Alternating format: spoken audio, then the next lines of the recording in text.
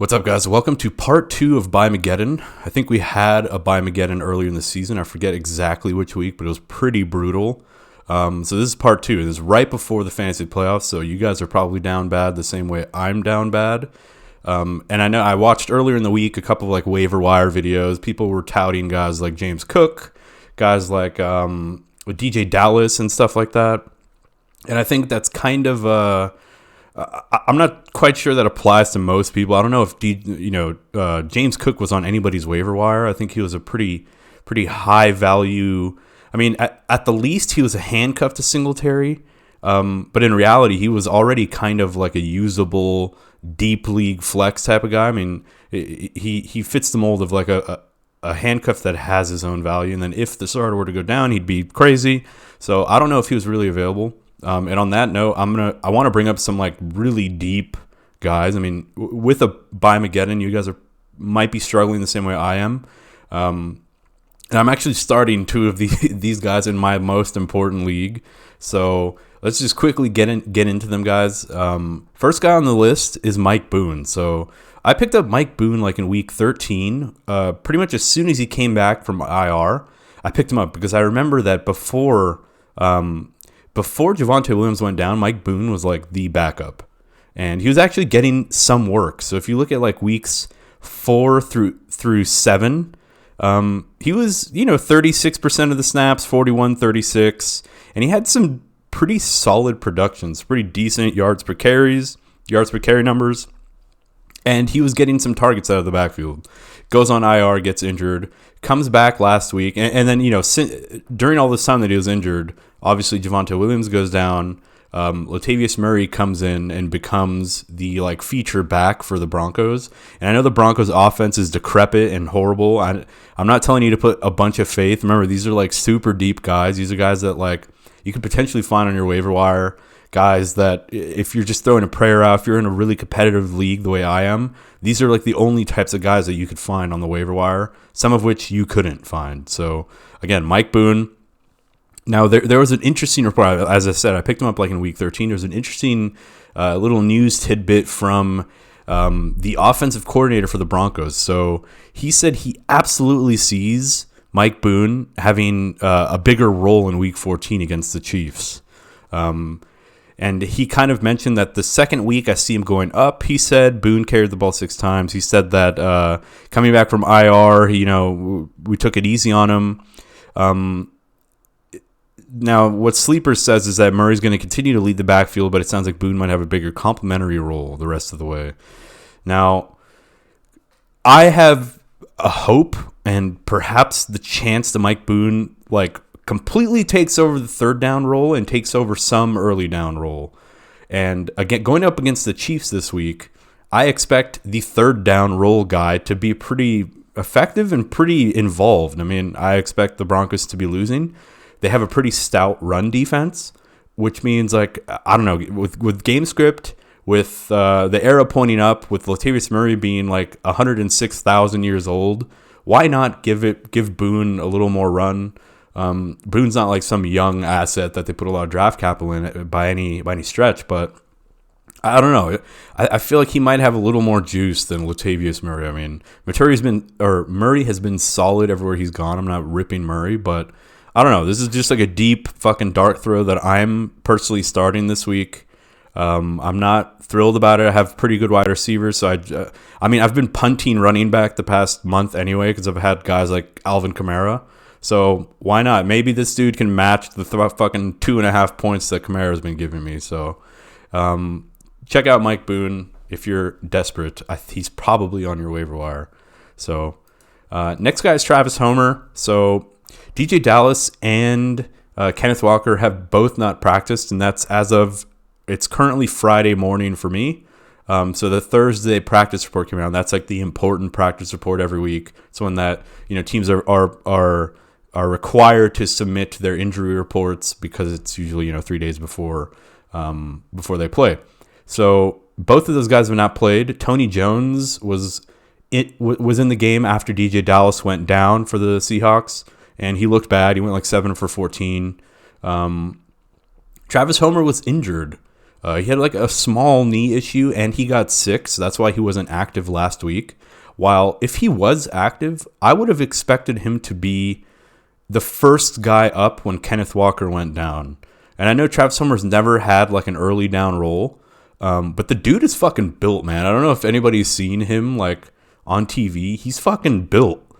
And he's not like extremely undersized. I mean, he's 5'10", 202. That's not like too crazy. That's not super undersized. Maybe, I mean, they've only ever used him as like a pass catching running back, so I could be completely wrong. But like, what if there's like an early down role to go along with all of the third down role work for Travis Homer?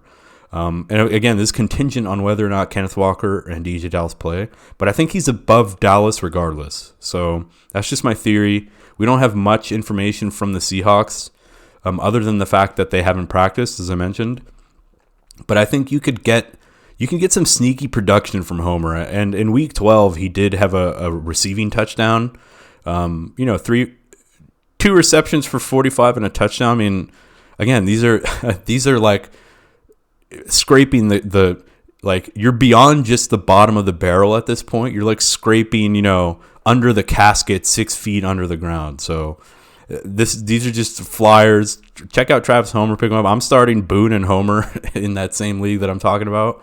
So yeah, see if he's on your waiver wire. Pick him up if you can. Throw like a $2-3 bid. To put in perspective, today in the morning when waivers ran for that league, I won him with a $6 bid. The next guy was also $6, and then another dude was like $3. So there's actually some interest in him. There's actually some other desperate managers who have tried to put in bids for him. So that's usually an indication that he might be a solid start for me if other people are actually trying to go after him.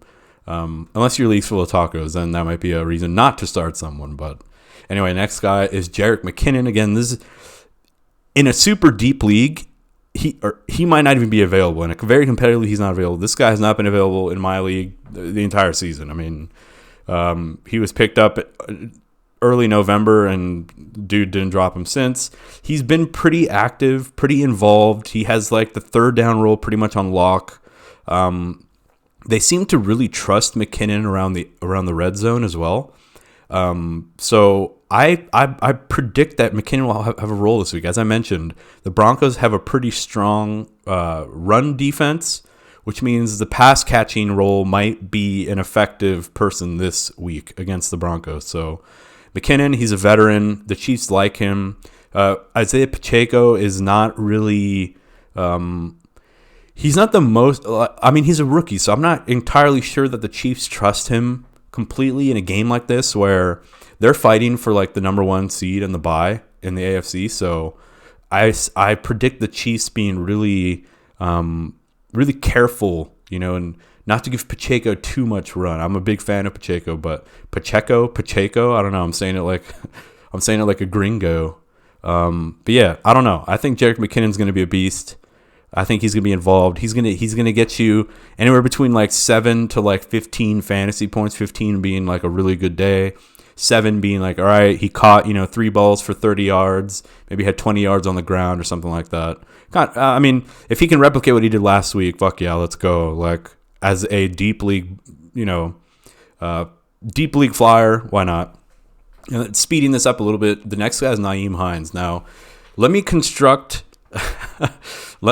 try to construct this compelling narrative around why I think Nyheim Hines is a okay start this week. Now, all the hype is behind James Cook. Understandably, I'm not gonna explain why James Cook deserves the hype. I mean, he's been on an uptrend pretty much for the past like 3 weeks, I believe James Cook has. Let's just look at his involvement. So, snap percentage wise, he hasn't been that involved. And then randomly in week 13, he popped off. So week 11 had a lot of so he's only on the field for 25% of the snaps, but went 11 for 86. So that was like, okay, wait, is something going on here? Like, he was barely on the field. When he was, they gave him the ball. Is he carving out a role? Week 12, gets 5 targets out of the backfield as like the third down guy. 18% of snaps. Okay, you're not very excited. You only had 2 fantasy points. And then in week 13, pops off. 14 for 64, 6 fucking targets, 6 receptions, and 41 yards. I think and the crazy thing about that game, so we're going to talk about week 13 specifically, most of James Cook's production came when Nyheim Hines was also on the field. So they were doing like double packages where Hines was kind of lining up out wide, and then they would kind of like run these motions, these like pre-snap motions, and then they would like do little pitches to Cook or little dump offs to Cook. So Hines was kind of acting like this like gadgety kind of decoy. So why the fuck would I pick up and start Hines then, considering that, right? A really cool stat that I saw, I think it was from Dave Richard from CBS. He said that, or he posted like snap percentages, and for Nyheim Hines, he only had, I think, 31% of snaps. So not bad, not horrible for like, the third option. But what was really interesting was that he had like 5 out of 8 of his snaps, or of his looks, came within the red zone. 5 out of the 8 red zone snaps went to Nyheim Hines. So that's literally the only thing that caught my eye about Hines. I went through some of the tape to look at some of the snaps, and like, it looks like they're trying. Like they know how good he is. I mean, I was a former Colts fan, and I remember how good Hines was, how electric he looked with the ball in his hands. He's got speedy, shifty. I imagine, I don't know, I think there's a chance that they continue to use him, especially in like the red zone. I think he's way too good of a football player. He's way too talented to not get more run. I mean, 1 for -8 in week 11, 1 for 3, 2 for -3. Dude, he is not that bad. That what is that? A -8 yard, a -8 fucking yard like running back? That shouldn't be the case, is all I'm saying. I think if they just gave him a little more work, and again, you're even below the casket now. You're not even scraping the bottom of the barrel or the casket. You're like, you're in the core of the earth right now, like mining for fucking value.